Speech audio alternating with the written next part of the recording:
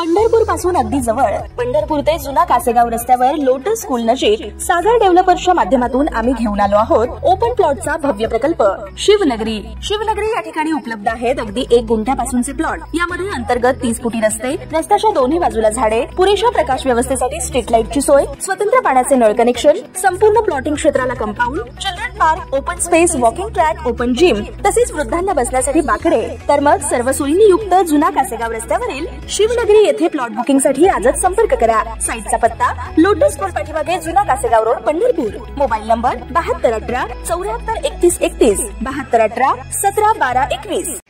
ताज्या घडामोडी पाहण्यासाठी आमच्या YouTube चॅनलवरील PVR म्हणजेच पंढरी वार्ता या न्यूजला सबस्क्राइब करा आणि शेजारील बेल आयकॉनवर क्लिक करा। अकलूज नगरपालिकेत सत्ता स्थापन करण्यासाठी भाजपने जोरदार तयारी केली असून सोलापूर जिल्ह्याचे पालकमंत्री नामदार जयकुमार गोरे यांच्या हस्ते शनिवार दिनांक 23 रोजी भाजप महायुतीच्या उमेदवाराच्या प्रचाराचा शुभारंभ विजय चौक येथे भव्य सभेत माध्यमातून करण्यात आला। सेवानिवृत्त वरिष्ठ अधिकारी शैलेश कोथमिरे यांच्या सुनबाई पूजा करण कोथमिरे यांना भाजपने नगराध्यक्ष पदाचे उमेदवार म्हणून मैदानात उतरवले। विजय चौक अकलूज येथील भाजप महायुतीच्या या प्रचार शुभारंभ सभेत बोलताना पहा काय म्हणाले। शासकीय सेवेत असताना कर्तव्यदक्ष अधिकारी अशी ओळख निर्माण केलेले शैलेश कोथमिरे, फतेसिंग दादा, प्रकाश बापू, रंजन भाऊ, त्याचबरोबर पांडुरंग भाऊ आणि उपस्थित सर्व आदरणीय व्यासपीठ, त्याचबरोबर या सभेसाठी उपस्थित असलेले सर्व मतदार बंधू आणि भगिनींनो, खरं तर अकलूज नगर परिषदेची निवडणूक ही ऐतिहासिक निवडणूक आहे। का तर पहिल्यांदा त्या ठिकाणी नगर परिषद या ठिकाणी झालेली आहे आणि पहिली निवडणूक ती त्या ठिकाणी होते म्हणून ते ऐतिहासिक आहे। ही निवडणूक ऐतिहासिक आहे कारण पहिल्यांदा एक महिला त्या ठिकाणी नगराध्यक्ष म्हणून निवडून जाणार आहे म्हणून ती निवडणूक ऐतिहासिक आहे। आणि ही ऐतिहासिक निवडणूक लढवताना आपल्याला इतिहास घडवायचा आहे आणि भारतीय जनता पक्षाचं त्या ठिकाणी सत्ता या नगर परिषदेवर आणायची आहे हे या ठिकाणी सर्वप्रथम आपल्याला सांगू इच्छितो। खरं तर आज माझ्या दृष्टीने अत्यंत महत्त्वाचा असा हा दिवस आहे। मी शासकीय सेवेत होतो, 32 वर्ष मी शासकीय सेवा केली, परंतु हे पहिलं व्यासपीठ आहे, राजकीय व्यासपीठ आहे की जिथून मी आज आपल्याशी संवाद साधतो।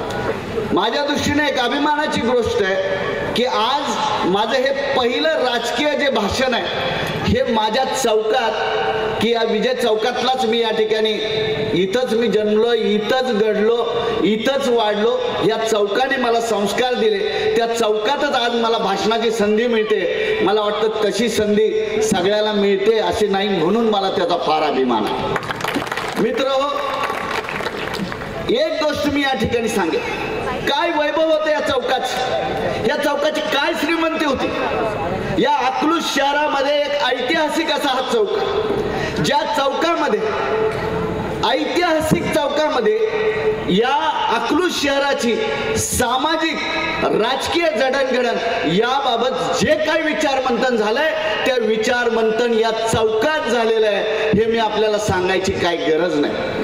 हा विजय चौक असा होता भाऊ, 24 तास हा विजय चौक जागा होता। या विजय चौकाची श्रीमंती एवढी होती की या ठिकाणी अकलूज मधले शहरामधली मंडळी त्या ठिकाणी फिरायला संध्याकाळी महात्मा चित्र मंदिरापर्यंत यायची आणि या ठिकाणी रात्री जर कुठं जायचं असेल तर ते एकमेव ठिकाण म्हणजे महात्मा चित्र मंदिर किंवा हा विजय चौक होता। हा चौक कधीही झोपत नव्हता, हेच या चौकाची परिस्थिती होती, वस्तुस्थिती होती।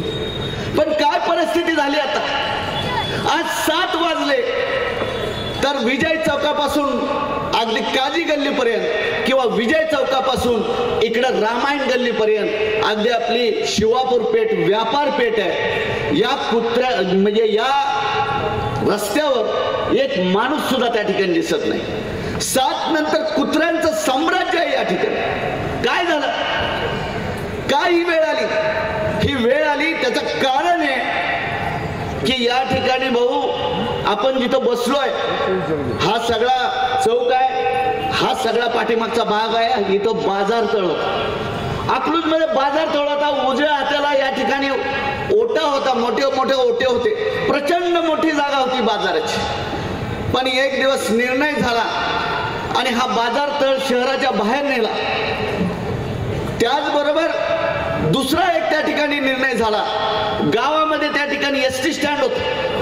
ज्या एसटी स्टँडची जागा जर आज आपण पाहिली तर आता जे एसटी स्टँड झालेलं आहे त्या एसटी स्टँडच्या जागेपेक्षा मोठी जागा ती आहे. परंतु एक दिवस निर्णय झाला आणि त्या ठिकाणचे जे काही एसटी स्टँड जे आहे ते एसटी स्टँड बाहेर नेलं. डेपो मात्र जागेवर ठेवला. खरं तर उलट करायला पाहिजे होतं, डेपो बाहेर न्यायला पाहिजे होता आणि एसटी स्टँड गावामध्ये त्या ठिकाणी ठेवायला पाहिजे. परिणाम काय झाला? परिणाम हा झाला, या बाजारामुळं ही शिवापूर बाजारपेठ चालत होती. या एसटी स्टँडमुळं शिवापूर बाजारपेठ किंवा या विजय चौकाला त्या ठिकाणी महत्व त्या ठिकाणी होतं. छोटे छोटे व्यावसायिक होते. या ठिकाणी छोटे छोटे जे दुकानदार आहे यांची सगळी डिपेंडन्सी केवळ एक दिवसावर होतं. एक दिवसाचा फक्त बाजार होता. 6 दिवस त्यांना धंदा पाणी नसला तरी चालत होता. कारण एक दिवसाच्या बाजाराच्या अनुषंगानं अख्खं कुटुंब त्यांचं त्या ठिकाणी जगत होतं. अशा पद्धतीची सेल्फ रिलायन्स त्या ठिकाणी या बाजार तळामुळे आणि त्या एसटी स्टँडमुळे या गावची होती. परंतु अचानक एसटी स्टँड बाहेर नेलं. अचानक त्या ठिकाणी मला माहिती आहे पण माझंही पहिलं भाषण आहे. भाऊ मला माझी विनंती आहे, मला 2 मिनिटं बोलू द्या. ही वस्तुस्थिती आहे, ही कोणीतरी मांडली पाहिजे. कारण परिस्थिती अशी आहे. आज त्याचा परिणाम काय झाला? आज सगळे उद्योगधंदे इथले उद्ध्वस्त झाले. सगळे उद्योगधंदे. आज तुम्ही बाजारात गेला. आज मी प्रचारासाठी बाजारात फिरलो. मी होतो, आमचे बापू होते, संजय भाई होते. काय परिस्थिती आहे बाजारात? दुपारी एक माणूस बाजारात दिसत नाहीये. इथले चांगले चांगले व्यापारी इथला बाजार सोडून बाहेर जात आहे. कशामुळं? कोणतं कारण आहे त्यामध्ये? याचा सुद्धा शोध घेतला पाहिजे. भाऊ, या ठिकाणी या परिसरातील जे छोटे छोटे व्यावसायिक आहे, जे इथले छोटे छोटे व्यापारी आहे, त्यांच्या बाबत सुद्धा आपण त्या ठिकाणी निर्णय घेतला पाहिजे. मी खरं तर रामभाऊंना त्या ठिकाणी धन्यवाद देतो की आपल्या जाहीरनाम्यामध्ये त्यांनी त्या ठिकाणी जाहीर केलेलं आहे की अकलूज मध्ये जे जुना अकलूज आणि नवीन अकलूज आता तयार झालेला आहे, जुन्या अकलूज मधील उद्योगधंदे आणि व्यावसायिक त्या ठिकाणी वाढवण्याच्या दृष्टीने सुद्धा पुढे निर्णय घेतले जातील अशा प्रकारचा आपल्या जाहीरनाम्यामध्ये सुद्धा उल्लेख केलेला आहे. मला उल्लेख करावा लागेल. एसटी स्टँड बाहेर नेला. आज बहु परिस्थिती अशी आहे, इथून एसटी स्टँडला जायचं असेल, काजी गल्लीतून एसटी स्टँडला जायचं असेल तर 100 रुपये रिक्षाला लागते आणि इथून इंदापूरला जायचं असेल तर 40 रुपये रिक्षाला लागते. म्हणजे इंदापूरला जायचं असेल तर 140 रुपये खर्च करावा लागतोय. ही वस्तुस्थिती आहे. याचा सुद्धा विचार या ठिकाणी केला पाहिजे. काय केलं आमच्याकडे? बाजारतळ नेऊन इथं जलतरण तलाव बांधला. जलतरण तलाव बांधला.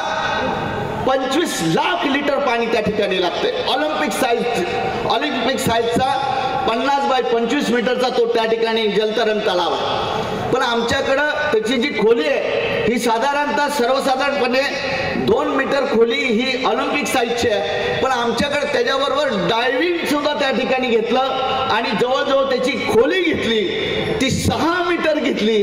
ती 6 मीटर घेतल्यामुळं 25 लाख लिटर जे पाणी लागत होतं ते त्या ठिकाणी जवळजवळ 35 ते 40 लाख लिटर पाणी आज त्या जलतरण तलावाला लागतंय. आणि काय परिस्थिती आहे तिथं? मेंटेनन्स नाहीये, कुठल्याही प्रकारचा मेंटेनन्स नाहीये. म्हणजे इथले उद्योगधंदे त्या ठिकाणी बंद झाले.